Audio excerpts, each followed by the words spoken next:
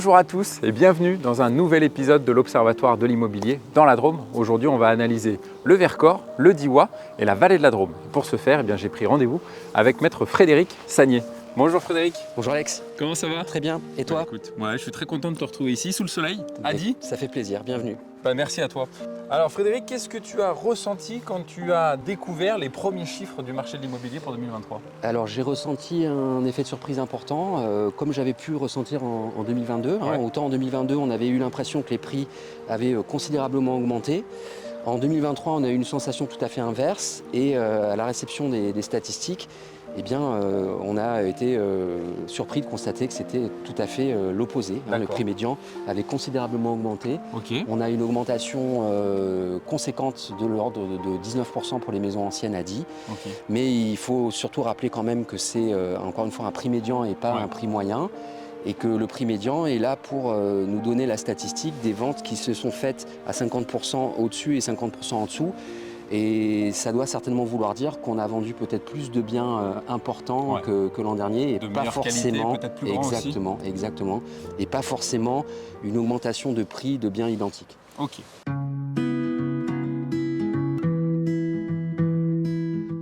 Alors du coup Frédéric, on a bien analysé, donc il y avait une augmentation alors que tu t'attendais plutôt à une baisse. Comment ça se traduit au niveau des chiffres, par exemple pour les appartements anciens? Alors pour les appartements anciens, la baisse est marquée, elle va l'être encore plus pour les maisons anciennes.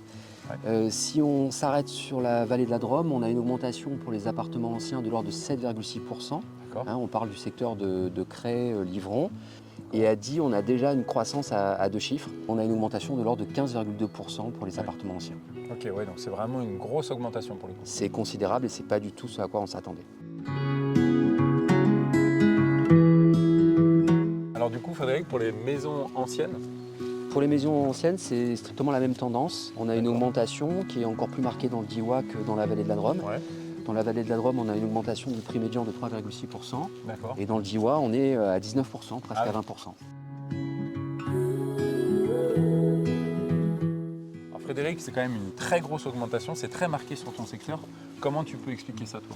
Alors, on va tenter une explication parce qu'on n'est pas des statisticiens. On émet l'hypothèse qu'on a vendu plus de biens de taille importante.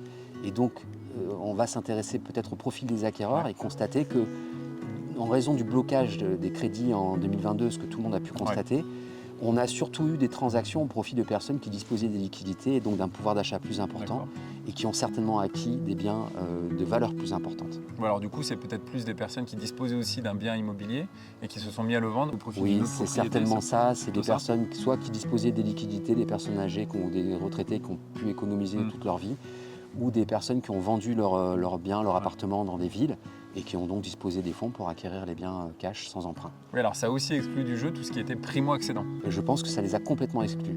Effectivement, on a eu très peu de ventes et d'ailleurs on se félicitait quand on avait une transaction au profit d'un primo-accédant, mais c'est effectivement ce qui s'est passé pour l'année 2023.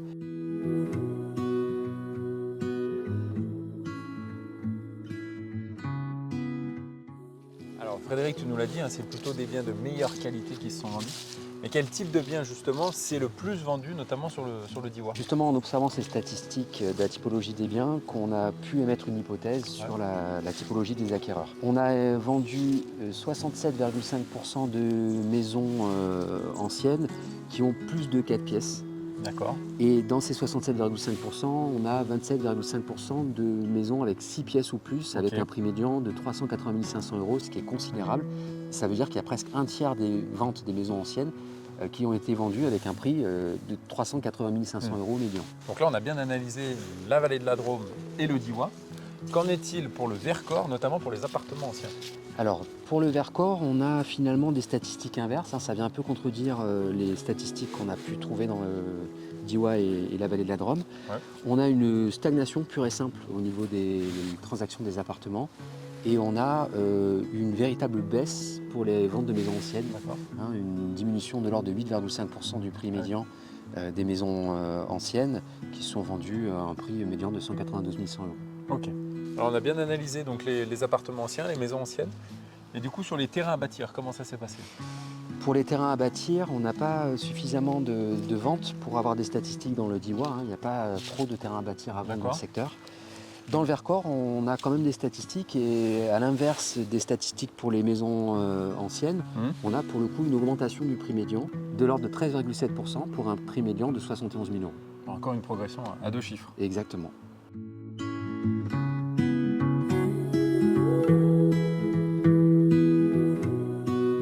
Alors Frédéric, après avoir analysé ces statistiques de l'année 2023, à quoi selon toi on peut s'attendre pour 2024? On s'attend à une baisse nécessaire des prix. C'est déjà ce qu'on peut constater à la lecture des statistiques des avant-contrats. On a eu les statistiques pour le dernier trimestre 2023 et on annonce déjà une baisse de 9,2% pour le secteur de la vallée de la Drôme. Donc à mon sens, on aura une baisse significative en 2024. Bon, en tout cas, merci beaucoup Frédéric. Et puis merci pour cette analyse parce qu'on s'est rendu compte que sur ton secteur, il y avait beaucoup de contrastes, à la fois beaucoup d'augmentation et parfois pas mal de diminution. Merci et bon retour. Merci à toi et puis à bientôt. À bientôt. Pour une prochaine aventure. Quant à nous, on se dit également à bientôt pour un prochain épisode de l'Observatoire de l'immobilier. Et puis je vous invite à consulter le site passealacte.com. À bientôt.